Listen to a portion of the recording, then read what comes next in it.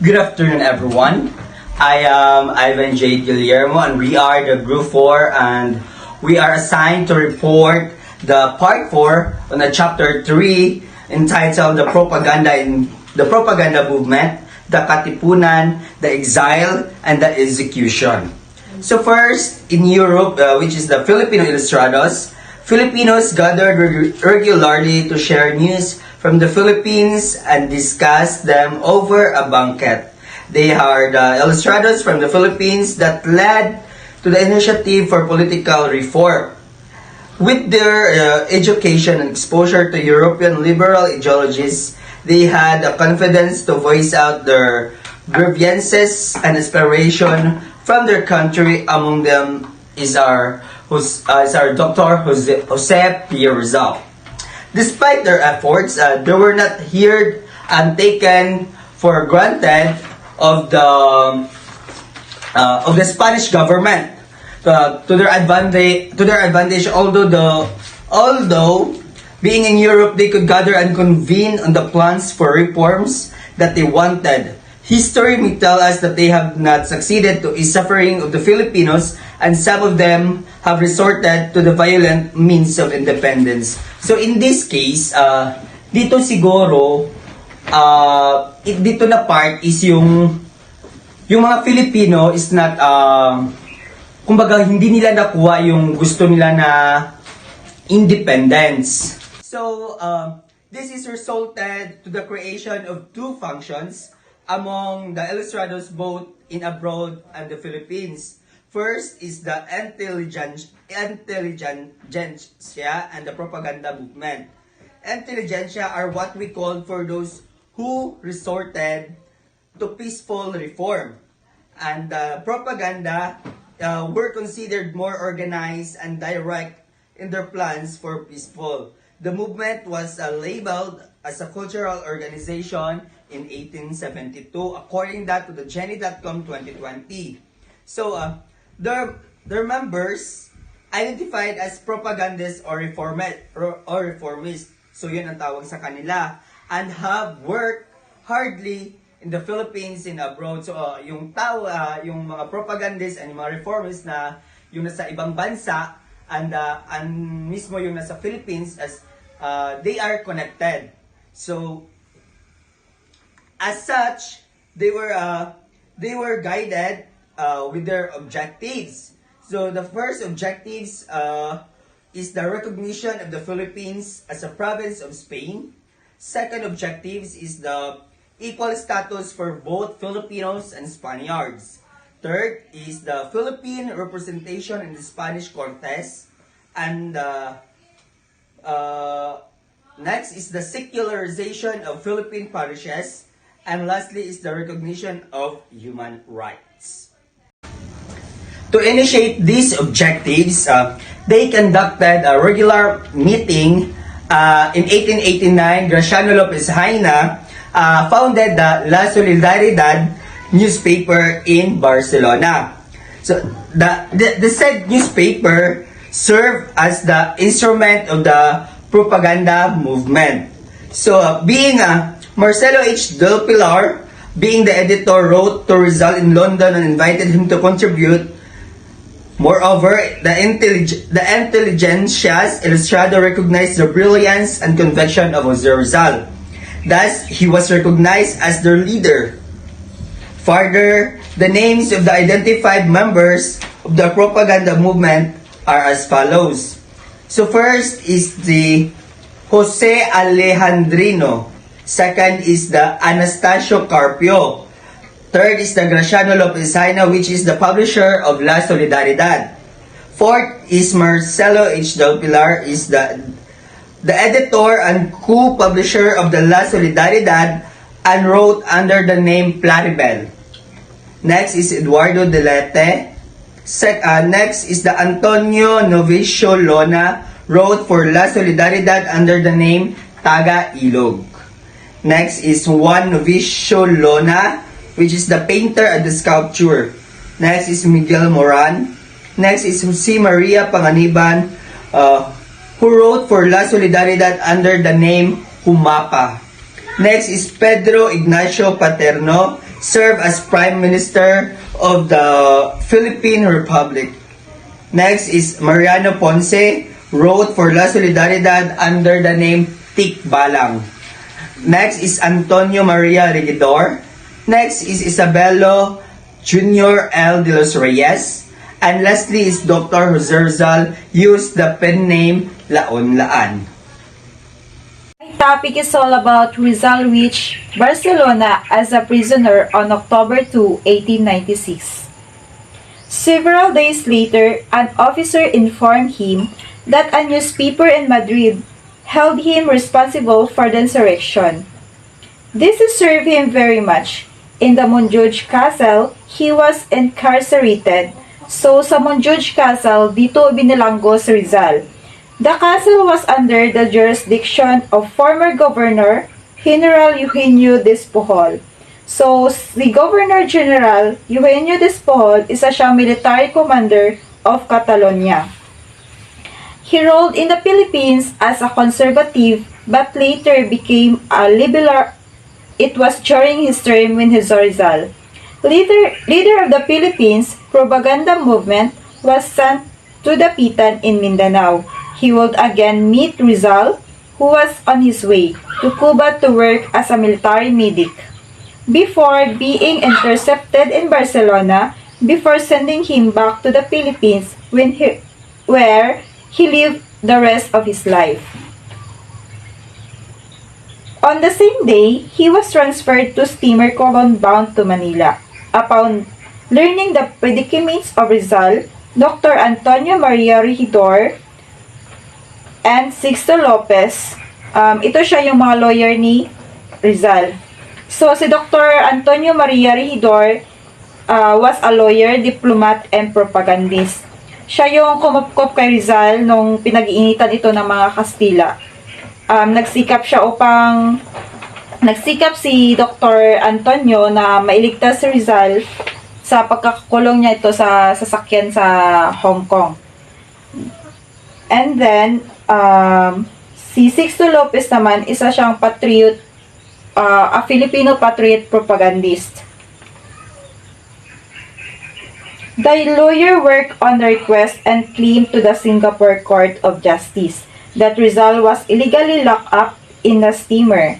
The complaint was not acted upon by the Singapore judge because the steamer was carrying Spanish military bound to Manila, which technically makes the steamer a foreign warship.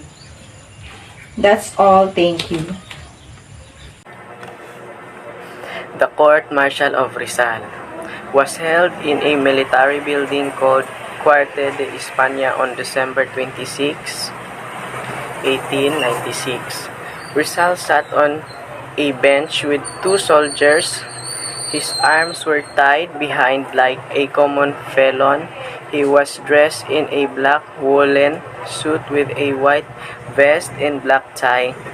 He was calm and dignified in appearance. He was accused of 1 rebellion, 2 sedition, and 3 illegal association.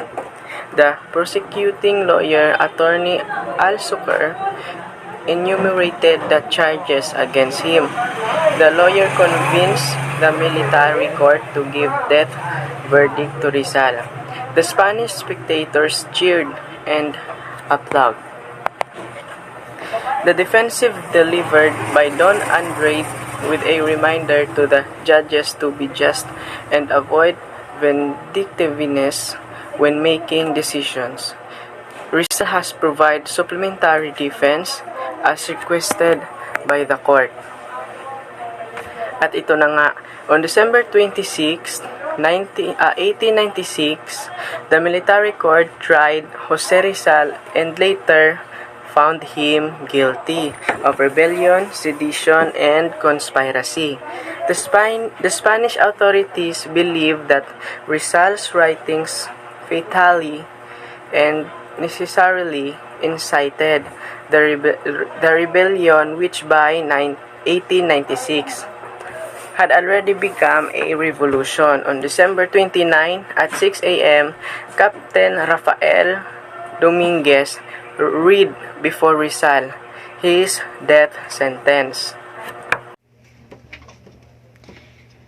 The continuation of report about Rizal. My name is Rizal V. Castro. Rizal was back to Manila for trial. Immediately, he was brought to Fort Santiago. He was not permitted to see his family and acquaintances for a few weeks. He was tried the accusations against him. So Rizal was not able to see his family about a week, and he was tried his best to win the accusations against him. His brother Pasiano and several Filipino patriots were violently tortured to collect evidences against him. So in order to collect evidences about Rizal, he tortured his brother Pasiano and other Filipinos. A preliminary investigation on the accusation against Rizal was executed on November 20, 1896. So, the execution happened on November 20, 1896.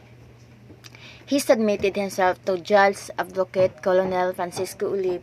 He was not allowed to come face to face with people who have provided testimonies against him. So Rizal was not allowed to see people who have provided testimonies against him, and he submitted himself to Judge Advocate Colonel Francisco. Records of the preliminary investigation were submitted by Col Olive to Governor General Ramon Blanco, together with a letter appointing Capitan Rafael Dominguez as Judge Advocate to institute the corresponding action against Rizal.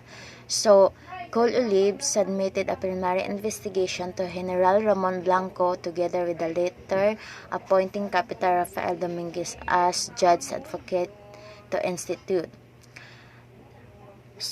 And Blanco then decreed and passed the case to Addition General Nicolas de la Peña. So, Blanco was passed the order to General Nicolas de la Peña. Rizal was given the privilege to choose his defense counsel. He chose Don Luis Tavel de Andrade, his bodyguard way back in Calamba during his first homecoming. So, Don Luis Tavel de Andrade was chosen by Rizal to be his defense counsel. And also, Don Luis Tavel de Andrade was his bodyguard way back in Calamba during his first coming. The council dictated the sentence to Rizal. On December 26, 1896, the sentence reads, Dr. Jose Rizal should be condemned to death, and the case of pardon will bear life imprisonment and subjection to vigilance for life, and shall pay state an indemnity of 100,000, which shall be passed on his heirs from satisfaction in ordinance with the article. Ito yung decision ng council, which is bago patayin si Rizal. And then on the 20th of December, the submitted decision was approved by Governor General Polavia. The order was to shoot Rizal at 7 o'clock on December 30 in Bagong Bayan. Rizal was shot. He requested the commander that he be shot facing the squad but denied. Before he shot, Dr. Felipe Castillo checked his pulse and found out that it was normal. Even his fear failed to invade his heart of the hero. Fiego was heard, got shots roared. Ito yung sinigaw ng commander before he shoot. It was 7:03 in the morning was when he died in the bloom of manhood at the age of 35 years, 5 months and 11 days. His last word is consummatum est. It means it is done. the same words that Jesus of Nazareth uttered in his last breath. Blumentritt suggested that Rizal should volunteer his services to the Spanish government and join the forces as physician in Cuba. So here, Blumentritt suggested to Rizal a legal opportunity to end his exile when the revolutions broke out. There was a raging yellow fever epidemic, and doctors could not meet the needs of the Spanish troops. Rizal wrote a letter to Cobb General Ramon Blanco as a result. However, months went by before he gave up on the idea and received no response. But on July 30, 1896, he got a letter from the Governor General saying that he accepted his offer to volunteer as a doctor. A request to the political military commander of the Pitan to grant Rizal a pass so that he could return to Manila was also included in the letter. He would be transferred to a ship bound for Spain and eventually Cuba from Manila. As a result, Rizal sold his lands and other possessions on July 31 and bade the people of the Pitan farewell. The outbreak of the Philippine Revolution took place while Rizal was waiting for a steamer for Spain. So during this revolution, Rizal was patiently waiting on the Corsair Castilla for the next steamer to take him to Spain. Portentous events occurred, presaging the downfall of Spanish power in Asia. On August 19, 1896, the Katipunan plot to overthrow Spanish rule by means of revolution was discovered by Fray Mariano Gil Agustinian Cora of Tondo. This startling incident struck terror into the hearts of the Spanish officials and residents, producing a hysteria of vindictive retaliations against the Filipinos. On August 26, 1896, Cry of Balintawak, which was raised by Bonifacio and his valiant Katipuneros in Pugad, Lawin. So in this case, Rizal was worried and has reservations. Zaida wrote, the violent revolution, which he sincerely believed to be premature and would only cause much suffering and terrible loss of human lives and property, had started, and it would arouse Spanish vengeance against all Filipino patriots. Good afternoon everyone. My topic is all about Rizal sailed for Barcelona, Spain on board of the steamer Isla de Panay on September 3, 1896.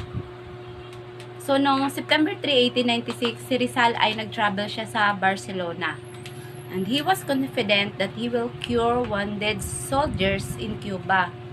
So, ito yung purpose niya para mag-travel doon sa Barcelona is to cure wounded soldiers. On September 7, the steamer reached Singapore. So, noong September 7 ay nakarating na sa Singapore yung sasakyan pandagat. Ito yung tinatawag na steamer. Isang uri po ito siya na sasakyang pangdagat noon. Among the passengers, Don Pedro Rojas and several friends in Singapore convinced Rizal to escape. Yung ibang mga passengers at saka sila ni Don Pedro Rojas and several friends, i-convince nila si Rizal para tumakas. Yet, as man of his words, Rizal refused the offer. So, yung offer ng mga friends, some friends ni Don Pedro Rojas at saka some passengers ay tinanggihan ni Rizal. In as much as for him, escaping is only for criminals who are evading arrest and possible imprisonment. Kasi pag mag-escape din si Rizal ay din siya, parang isang criminal din siya kasi tinakasan niya yung nandun sila sa barko noon. The steamer set back to its course and through the Suez Canal. Sadly, while sailing across the Mediterranean Sea, Rizal heard among the passengers that there was an impending arrest on him. So, nung nandun na sila sa dagat, across the Mediterranean Sea na nakarinig si So, nung narinig ni Rizal among the passengers na there was impending in arrest on him, gumawa si Rizal ng diary. Tapos, on September 20, there are people on board who do nothing but slander me and invent fanciful stories about me. So, naggawa si Rizal ng diary doon at sinulat niya na mayroon daw may mga tao na nang gumawa ng mga hindi katotohanan or paratang sa kanya. Ito yung tinatawag na fanciful. Ibig sabihin ng fanciful ay hindi makatotohanan sapagkat wala silang evidence na ipakita na yun ang ginawa ni Rizal. Eventually, on 30 September, Captain Alemania received a telegram with order from Spanish authorities of Manila. So, dito na naka-receive sila ng telegram na i-arrest si Jose Rizal. Tapos, from Spanish authorities of Manila. So, ito na yung nag-arrest nila si Jose Rizal. And that's all. Thank you. Good day to each and everyone. I am Leo John Aspasia, and the task given to me is Rizal's second journey to Europe. His second journey to Europe was productive and challenging. He accomplished his annotation of the Morgan's success de las Islas Filipinas. He contributed articles in La Solidaridad and published El Filibusterismo. So, by that, Rizal was accomplished his annotation to the Morgan success in the Islas Filipinas, and nag-contribute siya duha ka articles which is the La Solidaridad and El Filibusterismo, and gipublish niya ito. Rizal's life in Hong Kong. Eduardo Diletti wrote an offensive article in La Solidaridad, which is nag-wrote siya ka ng offensive article sa La Solidaridad to latter accused Rizal has abandoned the country's cause, was coward, egoistic, opportunistic, and person good only in words. So, dito, sabi niya, si Rizal daw, nag-wrote si Eduardo Diletti og offensive article sa La Solidaridad na si Rizal daw nag-abandon daw niya ang country na nang dahil sa coward, egoistic, opportunistic, and person good only in words. And with that, Rizal wrote to Del Pilar that Leti was too hasty. Despite of Rizal's silence in Hong Kong, he never forget about his personal mission for the country. So, wala niya gikalimtan ang iyang personal mission dito sa country. And he authored the constitution of his plan, which is La Liga Filipina, to continue his aspirations. He decided to return in Manila on May of 1892. So, nagbalik siya dito sa Manila para mag-establish siya og La Liga Filipina and confer with Governor General Despojo regarding Bormeo colonization project, and prove to Diletti na yung mga akusasyon sa kanya is wrong, na hindi niya i-abandon yung country, never abandon the country, sabi pa dito. Prove to Diletti and some critics that he never abandoned the country. So those are the tasks that given to me. It is just a small task, and meron pa itong continuation lang ito sa mga naunang task. So yun lamang po, and maraming salamat. On the night of Rizal's arrest, a group of Filipino patriots secretly and the residents of Diodato Arellano There was a meeting organized by Andres Bonifacio. This is a creation of Patastaasan Kagalang-galang Katipunan ng mga Anak ng Bayan, or the KKK. Moreover, it was Emilio Jacinto who wrote the Kartilyang Katipunan. The Katipunan was a secret society that aimed to fight for the independence of Philippines from Spain. Rizal won in lottery in Dapitan. Rizal was placed under watch to warden Captain Carnicero from July 1892 to July 1896. Furthermore, by practicing medicine, he has successfully operated the eye of his mother. And one of the pharynx patients who came for his consultation was Mr. George Stauffer. A pleasant afternoon to each and everyone, especially to Sir. By the way, my name is Embranti Amil, and today I'm gonna discuss Rizal arrival to his native land. So, first, we will discuss the situation kung ano ba yung mga nangyari when Rizal back to his native land. So, when Rizal arrived in Manila on June 26, 1892, it became very sensational among Filipinos. So, napaka-sensational daw ng kanyang pagdating kasi si Rizal nga ay sikat hindi lamang sa Pilipinas or sa mga Pilipino kundi sa mga Spaniards or Kastila rin. Alright, so ano ba yung dahilan kung bakit siya kinoconsidered ng mga tao sa pagiging sikat niya? So, si Rizal kasi ay isang Pilipino na nakapag-aral sa ibang bansa. Matalino, sumali ng iba't ibang organizations at nakapagsulat din siya ng kanyang novels, which is ang nilalaman nitong novels ay nakaabot yung impact or yung popularity niya sa Pilipinas, lalong-lalo na sa mga Kastila at Praile.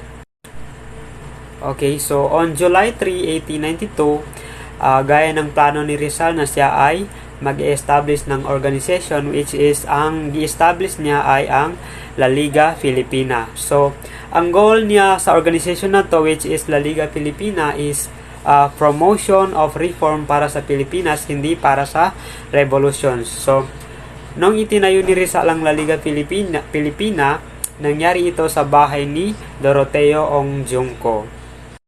So, moving on to Rizal arrest. So, 3 days after the La Liga Filipina founded, Rizal was arrested as he was accused to possess Pobles Frailes leaflets. So, Rizal denied the accusation but to no avail. He was then arrested and escorted to Fort Santiago where he was detained. So, they arrest Rizal and keep incomunicado. So, incomunicado word in Spanish means kumbaga hindi ka binibigyan ng freedom to speech.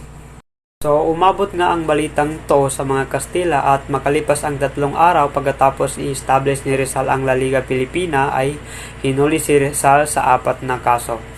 So, ang unang kaso na gi-accuse sa kanya ay siya daw ay nakapagsulat daw ng libro at articles na naglalaman ng information na anti-Catholic. So, ang pangalawang reason kung bakit hinuli si Rizal ay may kopya raw si Rizal ng flyers or isang brochure na ang title ay Pobres Frailes.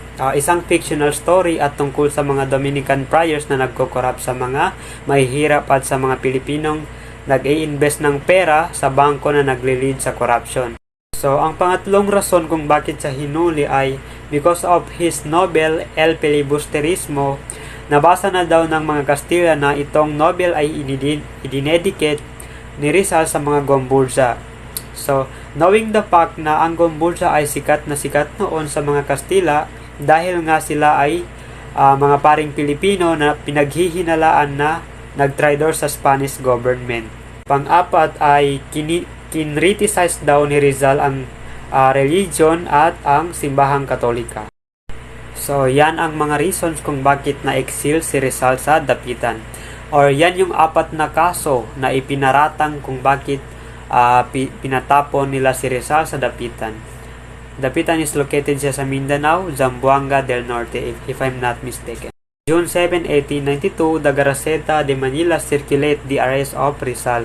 This caused turmoil among Filipinos, especially to members of La Liga Filipina.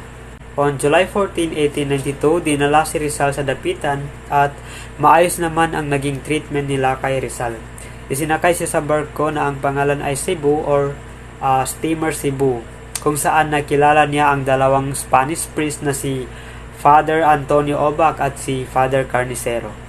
And lastly, Rizal began his exile in lowly dapitan, which would last until July 31, 1896, a period of 4 years. So, nung pinatapon si Rizal sa dapitan, ang naging punishment or consequences niya ay kailangan niya magstay doon ng 4 na taon.